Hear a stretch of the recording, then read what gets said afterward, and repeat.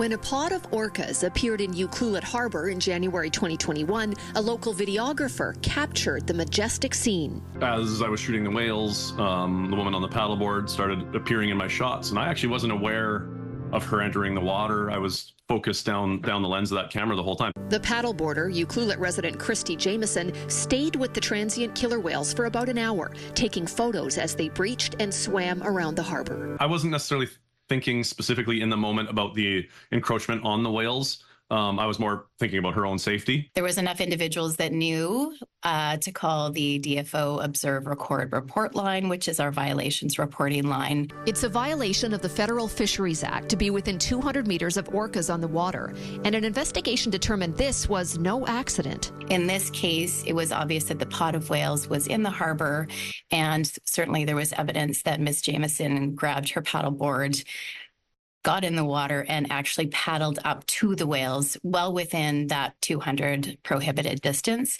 in some cases getting as close as 50 meters. On Tuesday, Jameson became the first paddleboarder in Canada to be convicted of being too close to orcas. Originally, Crown was seeking $10,000, and they did land on a fine of $2,500. Ucluelet is a small town, and the man who shot this video knows Jameson. He says she's been harassed online over what she did, and she's remorseful. I'm sure that the fine is just a drop in the bucket compared to the emotional journey she's been on. I think it's important to recognize that this intention is not to vilify this individual. I think rather looking at this as an opportunity. An opportunity to remind the public that the 200-meter buffer zone for killer whales applies to all vessels, motorized and human-powered.